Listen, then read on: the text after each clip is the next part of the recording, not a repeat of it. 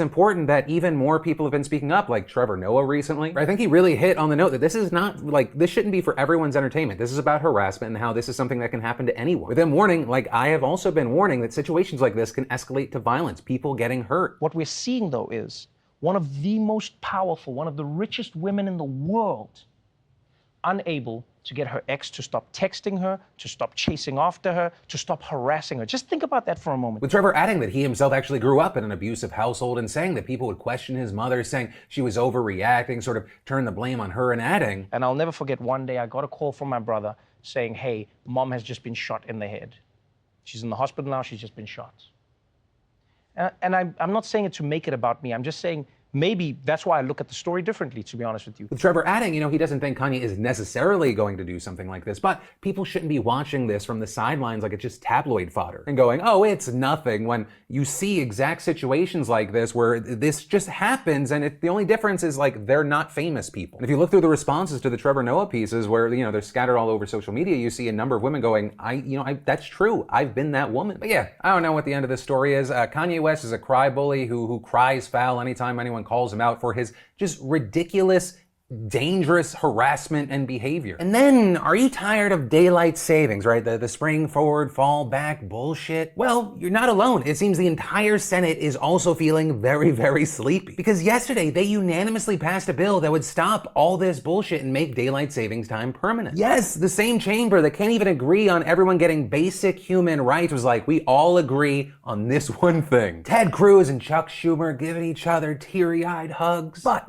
seriously, let's talk about it, right? So the bill was introduced by Marco Rubio, and it was dramatically named the Sunshine Protection Act, which sounds like it's part of our war on darkness, and it would take effect in November of 2023 if approved by the House and signed by President Biden. And so if this is passed into law, it would apply to states that currently participate in DST, meaning the people who live in those states, which is most of them, wouldn't have to change their clocks. And that's really notable because in the last 4 years, 18 states have passed laws or ballot initiatives that would do just that. But the federal law must first be changed in order for those state laws to take effect, right? And as for the reasoning behind the Senate proposal, supporters have noted that there are numerous studies that show spending more hours in daylight saving time reduce the risks of seasonal depression, heart problems, and strokes, with other research showing that the switch would also result in fewer car accidents and nighttime robberies, while also saving energy and benefit retailers by giving consumers more time to spend money. And these arguments also seem to have the backing of the public, with a November poll from The Economist/YouGov showing that nearly 2/3 of Americans want to end the twice-a-year clock change. But turns out this is not as simple of an issue as I thought it was. Now, on the other side of this, some do think that it is a bad idea to make daylight savings time permanent instead of standard time, with this including sleep scientists at the American Academy of Sleep Medicine, with some experts arguing that standard time lines up more closely with the sun's progression, arguing that bright mornings help people wake up while dark nights help trigger sleep, and so they believe that this change will have a negative long-term impact on public health. Others have also disputed the claim that this permanent change to DST would save energy, noting that the last time Congress made the change permanent in 1974 as a way to save fuel during an oil crisis,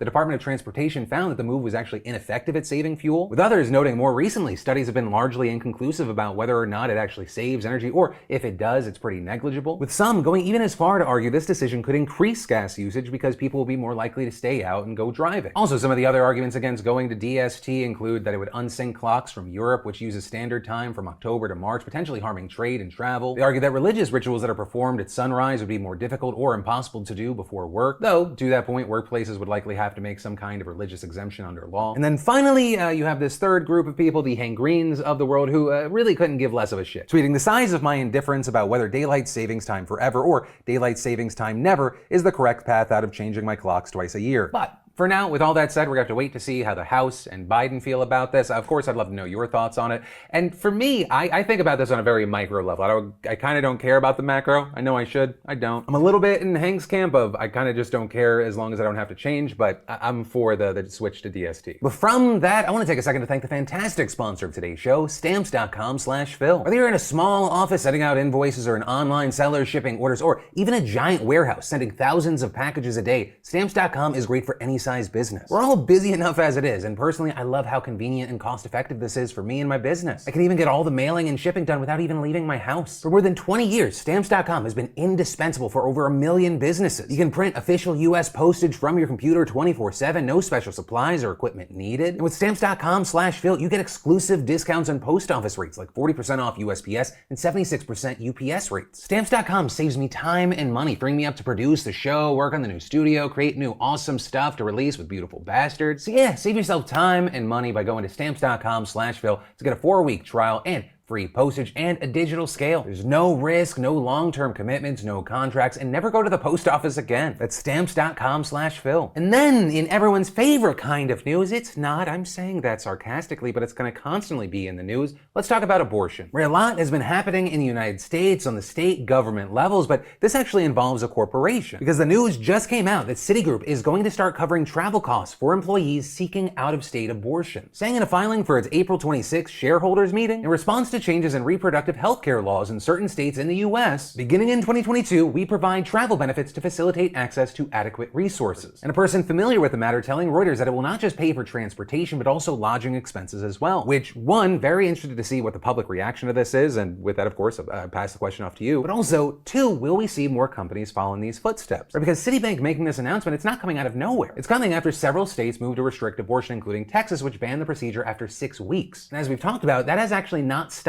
abortions as much as what previously was expected, because a lot of women are now traveling out of state to obtain theirs. Though, of course, that's not an option for everyone, because not everyone can afford that. Right? That's why there's the argument of you can try and ban abortions, but really you're only banning abortions to people that can't afford the resources. But hey, like I said, I'd love to know your thoughts on Citigroup making this move. And then, of course, we Americans have been fighting over social policy like Texas's abortion ban or Florida's Don't Say Gay bill. But now we've got some absolutely stunning news out of Guatemala, where activists just helped block what would have been one of the harshest bills on abortion, LGBTQ rights, and sex ed in the Western Hemisphere. Right, so the country's legislature actually passed this law on Tuesday of last week, ironically on International Women's Day. And it would have banned same-sex marriage, barred schools from discussing LGBTQ issues with children, and prohibited teaching students about sexual diversity or that gay or lesbian sex is, quote, normal. But one of the biggest things is it would have punished women who get abortions to up to 10 years in jail, with even harsher penalties for doctors and others who assist the procedure. Though, before you're completely relieved, women already face up to 3 years for obtaining abortions in Guatemala, except when their life's at risk and same-sex marriage isn't allowed anyway. But in addition to being more strict in many ways, the bill also carried symbolic weight, especially for the president's conservative religious base, with some lawmakers there saying that the bill was necessary because, quote, minority groups in society propose ways of thinking and practices that are incongruous with Christian morality. And the president, Alejandro Giammattei, proclaiming that Guatemala is the pro-life capital of Latin America. But then, I don't know how he didn't suffer from whiplash. Just a day later, he drastically pivoted, saying that the law suffered from technical deficiencies and saying that it violates the Constitution of the Republic, with him then threatening to outright veto the bill, and yesterday Congress shelved it indefinitely. And so that has raised the question of, well, why did he backpedal on this? Well, some speculate that demonstrations from women, LGBTQ activists, and university students outside Congress, as well as political pressure even from the United States, put his feet on fire. Right, the US government specifically expressed serious concerns about the legislation and back-channel conversations with the Guatemalan government, according to 2 American officials speaking to the New York Times. Plus, this comes at a precarious moment for the president, who is deeply unpopular and has been reeling from scandal after scandal. Like last year when prosecutors began investigating allegations that he accepted bribes from Russian businessmen in exchange for access to a key port, with his attorney general also controversially detaining former prosecutors and targeting a judge handling sensitive corruption cases. And although Biden came to the Oval Office saying he was determined to root out corruption in Central America, that promise has conflicted with his desire to work with Guatemala on policing northward migration. But ultimately, as far as where we are now, the new law is smothered. Supporters are, of course, disappointed. Those against it are hailing this as a victory. But given the drastic 180 here, I would say keep your eyes on this. This might not be an it's over, it might just be an it's over for now. And then finally today, that brings us to what is going on in Ukraine. Where yesterday we discussed that Russia and Ukraine were in the middle of ongoing peace talks, and that still seems to be the case, with there being seemingly reliable rumors that a proposed deal from Russia would include a Russian ceasefire and withdrawal, Ukraine agreeing to be neutral in a model similar to what Sweden and Austria have, alongside refusing to join NATO, no foreign bases in Ukraine, Russians get legal status in Ukraine, likely similar to what they already have in Belarus. And while this is seen as progress, it likely will not go too far. Ukraine has been adamant that it wants the Donbass and Crimea back, so it's not surprising that we're also now seeing reports that Zelensky's office isn't thrilled with the deal, rejecting parts of it flat out. And so seemingly with negotiations stalling, it looks like Ukraine is making some moves, with reports showing that in many theaters across the country they've gone on the offensive. And Zelensky himself has also been on an offensive of sorts, where he's been giving speeches to governments around the world through streams to try and put pressure on getting more help. And today, Zelensky spoke to the US Congress. During his address, he showed a montage of Russian attacks against civilian buildings and how much Ukrainian cities have changed amid the fighting. And the video also calling for the closure of Ukrainian skies, with Zelensky adding, "Today it's not enough to be the leader of the nation.